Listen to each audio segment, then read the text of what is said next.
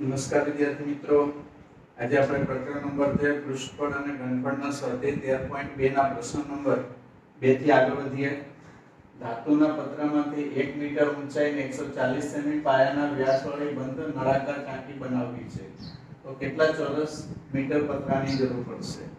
જો નળાકાર ટાંકી છે એમાં આ વક્ર સપાટી છે તેમાં પતરું વપરાશે. આ વક્ર સપાટી છે એમાં ધાતુના પતરાનો ઉપયોગ થશે. આ એનું તળિયું છે, તળિયું વર્તુળાકાર આવે તો આ ભાગમાં પણ ધાતુના પતરાનો ઉપયોગ થશે અને આ એનું ઢાંકણ થશે. બંધ નળાકાર છે એટલે આ ભાગ બંધ છે તો આ ભાગ છે એનું ક્ષેત્રફળ પણ આવશે. તો ત્રણ ભાગનું ક્ષેત્રફળ આવશે: વક્ર સપાટીનું, તળિયાનું અને મથાળાનું. તો જો બંધ નળાકારનું કુલ પૃષ્ઠફળ, બંધ નળાકારનું કુલ પૃષ્ઠફળ બરાબર 2πrh. આ વક્ર સપાટીનું, તળિયાનું પાય r સ્ક્વેર અને ઢાંકણનું પણ પાય r સ્ક્વેર એટલે 2πr². તો 2πr કોમન નીકળે, 2πr કોમન, તો કૌંસમાં h + r વધે. તો 2 ની કિંમત 22/7 ત્રિજ્યા. હવે જુઓ, વ્યાસ 140 છે, વ્યાસ 140 છે એટલે ત્રિજ્યા 70 આવે. કેન્દ્રથી અહીં સુધીનું અંતર આ ત્રિજ્યા થશે, જેને આપણે r કહીએ. એ 70 સેન્ટીમીટર થાય. તો r બરાબર 70 સેન્ટીમીટર અને 70 સેન્ટીમીટર ને આપણે મીટરમાં ફેરવવા હોય તો છેદમાં 100 લખવાના. h ઊંચાઈ 1 મીટર અને r 70 સેન્ટીમીટર એટલે છેદમાં 100 એટલે એ પણ મીટરમાં આ પણ મીટરમાં. હવે જુઓ, અવયવ પાડીએ તો 2 ગુણ્યા 11 ગુણ્યા 2 છેદમાં 7, 0 0 કેન્સલ એટલે 7/10, 10 એટલે 5 દુ 10. અહીંયા છેદમાં 100 લસા આવશે, અહીંયા 100 નથી તો 100 ગુણવાના વત્તા 70. તો 7 7 કેન્સલ, 2 કેન્સલ, તો ઉપર 2 ગુણ્યા 11 વધે અને છેદમાં 5 વધે. ત્યાં 170 થાય છેદમાં 100 તો 0 0 કેન્સલ. અહીંયા 2 ગુણ્યા 5 કરવાથી 10 થાય એટલે ઉપર 11 અને નીચે 25. સોરી, 11 ગુણ્યા 17 વધે અને નીચે 5 ગુણ્યા 5 25 વધે. 11 અને 17 નો ગુણાકાર 17 એકા 17, 17 એકા 17 તો 187 ઉપરનો ગુણાકાર થાય અને નીચેનો ગુણાકાર 25 થાય. તો છેદમાં 5 નો વર્ગ છે તો છેદનું સ્વરૂપ 2 અથવા 5 વાળું હોય તો દશાંશ સ્વરૂપમાં આપણે એને ફેરવી નાખવાનું. 2 નો વર્ગ અને 5 નો વર્ગ એટલે વર્ગ થાય એટલે 2 દશાંશ સ્થળ સુધી આપણને જવાબ મળશે. 187 ભાગ્યા 25 કરીએ તો 25 ગુણ્યા 7 175, 2 1 0. હવે ઉપરથી 0 ઉતારો તો 120 થાય અને અહીંયા પોઈન્ટ આવશે. 25 ગુણ્યા 4 એટલે 100 થાય, 20 વધે. હવે ઉપરથી 0 ઉતારીએ તો 200 થાય, 25 8 200, 0 0 0. 7.48 સેન્ટીમીટર, સોરી મીટર સ્ક્વેર. આમ ધાતુના પતરામાંથી બંધ નળાકાર બનાવવા, બંધ નળાકાર બનાવવા 7.48 ચોરસ મીટર પતરાની જરૂર પડશે.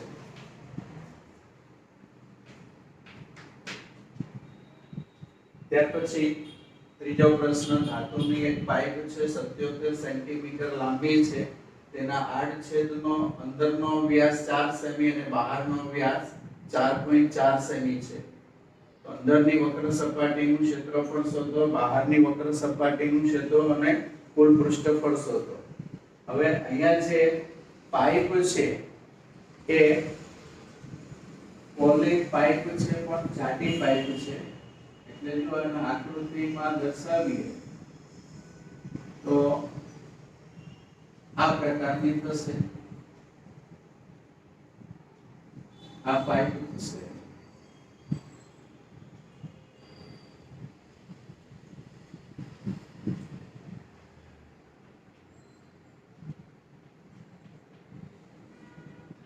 આ ભાગ છે એ અંદરની વક્ર સપાટી દર્શાવે છે અને આ ભાગ છે બહારની વક્ર સપાટી દર્શાવે છે. આ બધી બહારની વક્ર સપાટી થશે.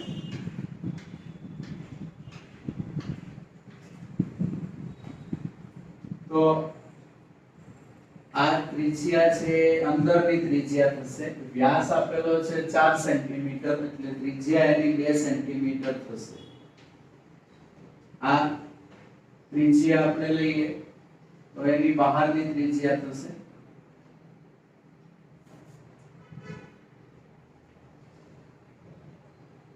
આ બહારની ત્રિજ્યા, આટલું અંદરની ત્રિજ્યા ઉપર નીચે સરખી. આ બહારની ત્રિજ્યા ઉપર નીચે સરખી. બહારની ત્રિજ્યા હું નીચેના ભાગમાં બતાવું તો વ્યાસ 4.4 સેન્ટીમીટર છે એટલે એની ત્રિજ્યા થશે 2.2 સેન્ટીમીટર. તો મોટી ત્રિજ્યા છે ને R2 કહીએ, નાની ત્રિજ્યા છે ને આપણે R1 કહીએ. પાઇપની લંબાઈ 77 સેન્ટીમીટર છે. તો આ 77 સેન્ટીમીટર પાઇપની લંબાઈ, આ 77 સેન્ટીમીટર. નળાકાર માટે આપણે h કહીએ છીએ તો આપણને h 77 સેન્ટીમીટર. હવે માંગેલ પ્રશ્નનો જવાબ માટે ધ્યાન આપો.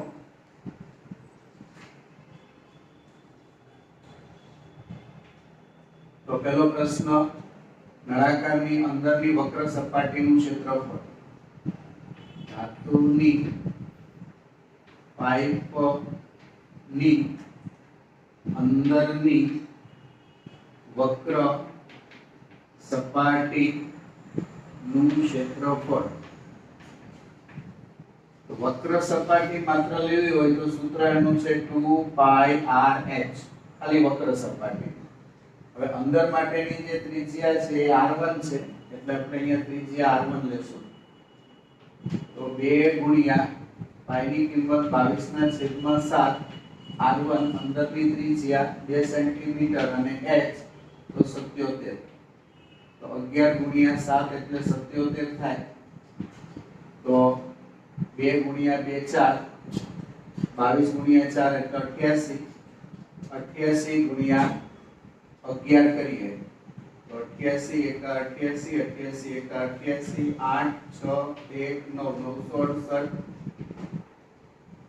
ચોરસ સેન્ટીમીટર અથવા સેન્ટીમીટરનો સ્ક્વેર. વક્ર સપાટીમાં ક્ષેત્રફળ 968 સેમી સ્ક્વેર આવશે. હવે બહારની વક્ર સપાટીનું ક્ષેત્રફળ. ધાતુની પાઇપની બહારની વક્ર સપાટીનું ક્ષેત્રફળ. તો બહારની વક્ર સપાટી માટે, વક્ર સપાટી એટલે સૂત્ર તો 2πrh જ આવે, પણ બહાર માટે ત્રિજ્યા r2 આપણે લેશું. આ બહારની ત્રિજ્યા છે r2. તો 2 ગુણ્યા પાઈની કિંમત 22/7 r2 બહારની ત્રિજ્યા 2.2 છે. પોઈન્ટ કાઢી નાખો એટલે 22/10 થશે અને ઊંચાઈ 77 સેન્ટીમીટર. 11 ગુણ્યા 7 એટલે 77 થશે. તો હવે 11 ગુણ્યા 2 22, 22 ગુણ્યા 22 ગુણ્યા 22, 3 વખત 22 થાય, 2 વખત 22 થાય તો તેનો ગુણાકાર 484 થાય. એને ગુણ્યા 22 કરીએ અને છેદમાં 10 એટલે 1 પોઈન્ટ કાપો 1064.8 સેન્ટીમીટર સ્ક્વેર થાય. તો બહારની વક્ર સપાટીનું ક્ષેત્રફળ પણ મળી ગયું. હવે કુલ પૃષ્ઠફળ શોધો. તો જુઓ, અંદરની વક્ર સપાટીનું ક્ષેત્રફળ આપણે લેવાનું. અંદરની વક્ર સપાટીનું ક્ષેત્રફળ, પછી આ બહારની વક્ર સપાટી છે તેનું ક્ષેત્રફળ લેવાનું. આ ઉપરાંત આ ભાગ છે એનું ક્ષેત્રફળ બી લેવાનું. આ ભાગ આપણે મેળવવો છે. એવો જ ભાગ આ નીચેના ભાગ માટે પણ આવે છે. આ ભાગ છે એનું ક્ષેત્રફળ બી લેવાનું. બરાબર, આ ભાગ છે એનું ક્ષેત્રફળ પણ આપણે લઈશું. તો આ ભાગનું ક્ષેત્રફળ, આ ભાગનું ક્ષેત્રફળ, બહારની વક્ર સપાટીનું ક્ષેત્રફળ, આ અંદરની વક્ર સપાટીનું ક્ષેત્રફળ, એટલા ભેગા કરીએ ત્યારે આપણને કુલ પૃષ્ઠફળ મળે. તો બહારનું ખબર છે, અંદરનું ખબર છે. હવે આપણે આ ભાગનું ક્ષેત્રફળ લેવું હોય તો એના માટે બહારના વર્તુળનું ક્ષેત્રફળ લેવાનું, એમાંથી અંદરનું વર્તુળનું ક્ષેત્રફળ બાદ કરવાનું. કારણ કે આ ભાગમાં ધાતુ નથી વપરાય. ધાતુ ફક્ત આટલા ભાગમાં વપરાય છે. એટલે આપણે આખા વર્તુળનું ક્ષેત્રફળમાંથી આટલા વર્તુળનું ક્ષેત્રફળ બાદ કરવું પડે તો આપણને આ ભાગનું ક્ષેત્રફળ મળે. આવો ભાગ છે એને કંકોણાકાર ભાગ કહેવામાં આવે. તો જો કુલ પૃષ્ઠફળ ધાતુની પાઇપનું કુલ પૃષ્ઠફળ બરાબર અંદરની વક્ર સપાટીનું ક્ષેત્રફળ, અંદરની વક્ર સપાટીનું ક્ષેત્રફળ વત્તા બહારની વક્ર સપાટીનું ક્ષેત્રફળ વત્તા આ કંકોણાકાર ભાગ બે છે, એક ઉપરનો ભાગ છે અને એક નીચેનો ભાગ છે, બંનેનું સરખું જ આવવાનું છે. એટલે 2 ગુણ્યા કંકોણાકાર ભાગનું ક્ષેત્રફળ. તો અંદરની વક્ર સપાટીનું ક્ષેત્રફળ 968 છે. બહારની વક્ર સપાટીનું ક્ષેત્રફળ 1064.8 છે. અને 2 ગુણ્યા કંકોણાકાર ભાગનું ક્ષેત્રફળ લેવું છે તો બહારના વર્તુળનું ક્ષેત્રફળ માઈનસ અંદરના વર્તુળનું ક્ષેત્રફળ. વર્તુળનું ક્ષેત્રફળ પાઈ r સ્ક્વેર આવે. તો બહારનું વર્તુળ લેવું હોય તો ત્રિજ્યા r2 લેવાનું, એટલે પાઈ r2 સ્ક્વેર. અંદરનું વર્તુળ લેવું છે જે બાદ કરવાનું છે, એટલે પાઈ r1 સ્ક્વેર બાદ કરવાનું. અને એવા બે વર્તુળ, એક નીચેનું ને એક ઉપરનું, એટલે ગુણ્યા 2. તો 968 અને 1064.8. આમાં પોઈન્ટ છે, આમાં પોઈન્ટ નથી એટલે 0.0 0 + 8 એટલે 8 8 ને 4 12 2 વધી પડી 1 6 ને 6 12 ને 1 3 વધી પડી 1 9 ને 1 10 શૂન્ય વધી પડી 1. તો 2032.8 2032.8 પ્લસ 2 ગુણ્યા બંનેમાં પાઈ છે તો પાઈ કોમન નીકળી જશે. તો પાઈ કોમન, તો કૌંસમાં r2 square minus r1 square થશે. તો 2032.8 પ્લસ 2 ગુણ્યા 22/7. હવે r2 છે એ બહારની ત્રિજ્યા છે અને બહારની ત્રિજ્યા 2.2 છે. તો 2.2 એનો સ્ક્વેર, અંદરની ત્રિજ્યા, તો અંદરની ત્રિજ્યા 2 છે તો 2 નો સ્ક્વેર. તો 2032.8 2 ગુણ્યા 22/7 ગુણ્યા બંને ઉપર વર્ગ હોય ને વચ્ચે માઈનસ હોય તો આપણે એકવાર પ્લસ ને એકવાર માઈનસ એવી રીતે કરીએ તો 2.2 પ્લસ 2 થાય અને 2.2 માઈનસ 2 થાય. એકવાર પ્લસ એકવાર માઈનસ, એક બંનેનું વર્ગમૂળ લેવાનું. તો 2032.8 પ્લસ 2 ગુણ્યા 22/7 ગુણ્યા આ બેનો સરવાળો 4.2 થાય. 4.2 એટલે 41/10. અને આ બેની બાદબાકી 0.2 થાય 0.2 એટલે 2/10 તો અહીંયા 742 થાય તો હવે ગુણાકાર કરીએ તો 6 દુ 12 12 દુ 24 24 ગુણ્યા 22 24 ગુણ્યા 22 એટલે 24 દુ 48 24 દુ 48 8 ને 4 12 નો 2 વધી પડી 1 એટલે 5 અને 2 પોઈન્ટ આપવાના એટલે 5.28 થાય આનું સાદુરૂપ 5.28 તો 2032.8 વત્તા 5.28 તો 2032 વત્તા 5 કરો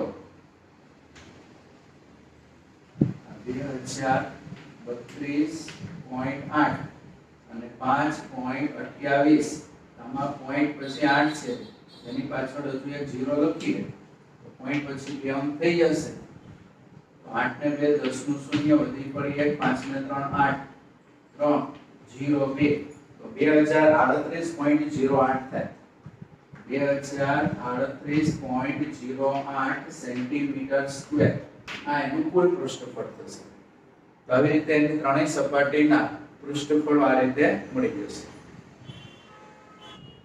જો પ્રશ્ન નંબર 4 120 સેમી લંબાઈવાળા રોલરનો વ્યાસ 84 સેમી છે રમતના મેદાનને સમતલ બનાવવા માટે રોલરને 500 આંટા મારવા પડે તો રમતના મેદાનનું ક્ષેત્રફળ કેટલા ચોરસ મીટર હશે જો રોલર ડામરનો રસ્તા બનાવવા માટે જે રોલર વપરાય એ ટાઈપનો રોલર જમીન દબાવવા માટે આવે તો આ રોલર છે બરાબર વજનદાર નળાકાર આ પ્રકારનું રોલર હોય હવે રોલર એક આંટો ફરે ગબડે જમીન ઉપર ત્યારે આ પ્રકારની સપાટી જમીનની દબાય છે આટલો ભાગ જમીનનો આ રોલર એક આંટો આગળ ફરે ત્યારે આ પ્રકારની જમીન દબાય તો આ છે આ લંબાઈ થશે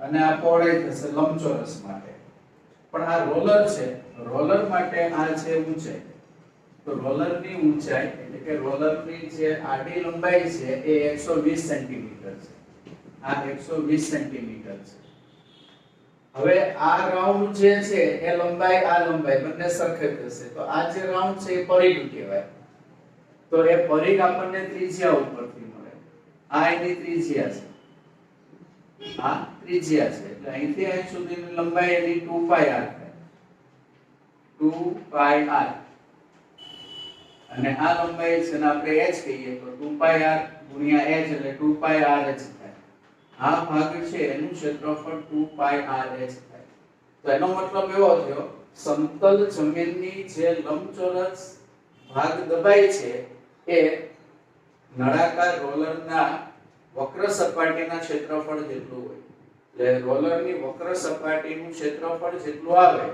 એટલું ક્ષેત્રફળ લંબચોરસ જમીન દબાય તો જુઓ રોલરની વક્ર સપાટીનું ક્ષેત્રફળ રોલરની વક્ર સપાટીનું ક્ષેત્રફળ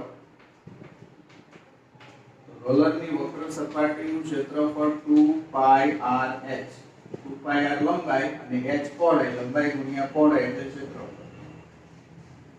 તો 2 ગુણ્યા પાઈ ની કિંમત 22/7 r એટલે ત્રિજ્યા તો રોલરનો વ્યાસ છે 84 તો ત્રિજ્યા એની લેવાની 42 અને h છે 120 છે તો 7 ગુણ્યા 6 42 થાય તો 6 ગુણ્યા 2 12 થાય 12 ગુણ્યા 12 144 થાય 144 ગુણ્યા 22 કરવાના અને પાછળ એક 0 મૂકી દેવાનો તો 144 ગુણ્યા 22 તો 288 288 8 ને 8 16 વધી પડી 1 8 ને 2 10 ને 11 નું 1 વધી પડી 1 1 ને 2 3 અને પાછળ એક 0 મૂકી દેવાનો 31680 સેન્ટીમીટર સ્ક્વેર જમીન દબાય રોલર એક આંટો ફરે ત્યારે એની વક્ર સપાટી જેટલું ક્ષેત્રફળ જમીન ઉપર આવરી લેશે તો 500 આટા ફરે છે. આપણે એમ લખવાનું રોલર એક આંટો ફરે ત્યારે 31,680 સેન્ટીમીટર સ્ક્વેર જમીન સમતલ થાય.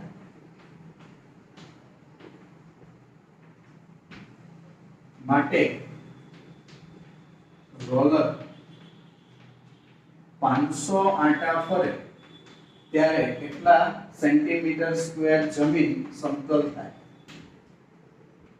તો 500 ગુણ્યા 31,680 છેદમાં 1 સેન્ટીમીટર સ્ક્વેર. પણ જવાબ આપણને ચોરસ મીટર એટલે કે મીટર સ્ક્વેરમાં માંગેલો છે. તો મીટર સ્ક્વેર કરીએ તો મીટર બે વાર થયા. અહીંયા સેન્ટીમીટર સ્ક્વેર એટલે સેન્ટીમીટર બે વાર છે. એટલે સેન્ટીમીટરને બે વાર મીટરમાં ફેરવવા પડે. એટલે એકવાર મીટરમાં ફેરવો તો 100 આવે, બીજી વાર મીટરમાં ફેરવો ત્યારે પણ 100 આવે.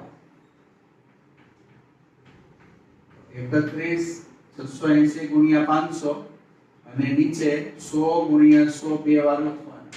એટલે સેન્ટીમીટર સ્ક્વેરની જગ્યાએ મીટર સ્ક્વેર થઈ જાય.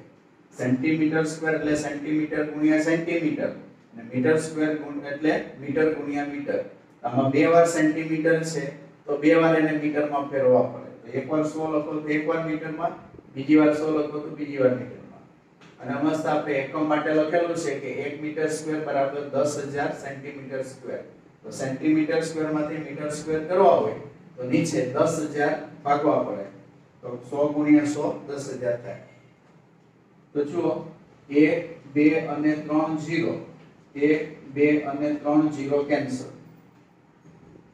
5 ગુણ્યા 2 કરો તો 10 થાય અને 2 ગુણ્યા 15 દુ 30, 1 વધ્યો 8 દુ 16, 4 દુ 8. 1584 ગુણ્યા 2 કરો તો 3168 થાય. તો 2 ને 2 ઉડી જાય. તો 1584 મીટર સ્ક્વેર. તો આ એનો જવાબ થશે. તમને પ્રશ્ન પૂછેલો છે રમતના મેદાનનું ક્ષેત્રફળ કેટલા ચોરસ મીટર હશે? છેલ્લે જવાબ લખી નાખવાનો. આમ આપેલ રમતના મેદાનનું ક્ષેત્રફળ 1584 મીટર સ્ક્વેર હશે. ત્યાર પછી 5 નંબરનો પ્રશ્ન. એક નળાકાર થાંભલાની ઊંચાઈ 3.5 મીટર છે અને વ્યાસ 50 સેમી છે. નળાકાર થાંભલો છે. આ નળાકાર થાંભલો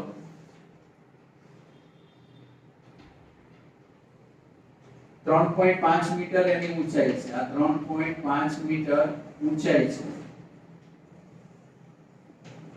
ઊંચાઈ એટલે h. અને વ્યાસ 50 સેમી છે. આ એનો વ્યાસ થશે. તો વ્યાસ 50 સેમી. તો અહીંથી અહીં સુધીની એની ત્રિજ્યા કેવી હશે? તો ત્રિજ્યા એની 25 સેન્ટીમીટર લેવાય. અને ખર્ચ 12 રૂપિયા 50 પૈસા પ્રતિ મીટર સ્ક્વેર ખર્ચ છે. કુલ ખર્ચ શોધવાનો છે. હવે મીટર સ્ક્વેર માટે છે. આ મીટર છે તો આ સેન્ટીમીટર ને આપણે મીટરમાં લેવા પડશે. એટલે r બરાબર 25 સેન્ટીમીટર છે. તો 25 ના છેદમાં 100 કરીએ તો એ મીટર થઈ જશે. 25 એકા 25, 25 ચોક 100 એટલે 1 ના છેદમાં 4 લેવાય. તો જુઓ વક્ર સપાટીને રંગવાનો ખર્ચ છે એટલે થાંભલાની વક્ર સપાટીનું ક્ષેત્રફળ જ લેવાનું છે.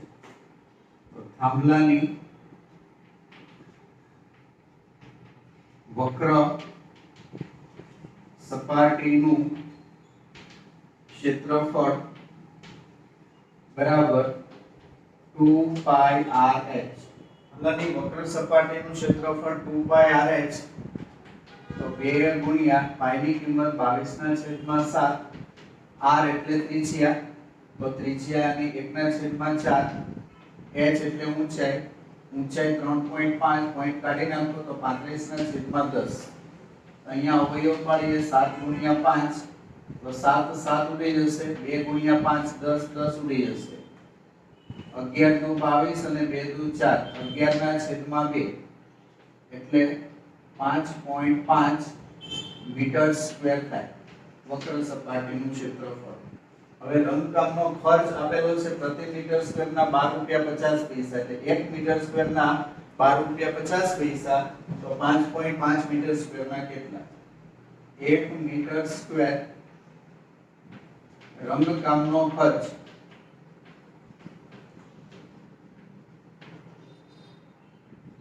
₹12.50 માટે 5.5 મીટર સ્ક્વેર રંગકામનો ખર્ચ કેટલો? તો 5.5 ગુણ્યા 12.50 છેદમાં 1, તો 125 ગુણ્યા 55 કરી નાખવાના. 125 ગુણ્યા 55, પોઈન્ટ ક્યાંય નહીં લેવાનું, પાછળ 0 બી નહીં લેવાનું, એમને સીધો ગુણાકાર. તો 125 ગુણ્યા 5 કરો તો 625 થાય, 125 ગુણ્યા 5 કરો તો 625 થાય, 5 7 8 6. હવે આપણે ત્યાં 1250 છે અને આ 5.5 છે, 12.50 અને 5.5 છે, એટલે 1250 નો એક 0 પહેલા લગાડવાનો, પછી 2 પોઈન્ટ આના અને 1 પોઈન્ટ આનો, ટોટલ 3 પોઈન્ટ કાપવાના, 68.750 થાય. તો પાછળનો 0 નો કોઈ મતલબ નથી, તો 68.75 રૂપિયા. તો રંગકામનો ખર્ચ 68.75 રૂપિયા થશે. હવે પ્રશ્ન નંબર 6, એક નળાકારની વક્ર સપાટીનું ક્ષેત્રફળ 4.4 મીટર સ્ક્વેર છે, પાયાની ત્રિજ્યા 0.7 મીટર છે, તો તેની ઊંચાઈ શોધો. તો વક્ર સપાટીનું ક્ષેત્રફળ આપેલું છે, તો એનું સૂત્ર મૂકવાનું. નળાકારની વક્ર સપાટીનું ક્ષેત્રફળ રકમમાં આપેલું છે 4.4 મીટર સ્ક્વેર. ક્ષેત્રફળનું સૂત્ર છે 2πr અને સામે 4.4 છે, તો 2 ગુણ્યા પાઈની કિંમત 22/7, ત્રિજ્યા 0.7 આપેલી છે એટલે કે 7/10, અને ઊંચાઈ શોધવાની છે એટલે h અને સામે 4.4 એટલે 44/10. તો આપણે h કરતા બનાવવો છે, સામેનું પદ એમને. હવે h ની બાજુની એની સાઈડમાં જે ગુણાકારવાળા પદ છે સામે જાય એટલે વ્યસ્ત થાય, તો 2 નો વ્યસ્ત થઈ ગયું ત્યાં, 22/7 નો વ્યસ્ત 7/22, 7/10 નો વ્યસ્ત 10/7. તો 22 અને 2 નો ગુણાકાર 44, 44 ઉડી જાય, 7 7 ઉડી જાય, 10 10 ઉડી જાય, તો કઈ ન વધે એટલે ગુણાકારમાં 1 છે એમ કહેવાય, 1 મીટર. તો આમ આપેલ નળાકારની ઊંચાઈ 1 મીટર છે. આમ આપેલ નળાકારની ઊંચાઈ 1 મીટર છે.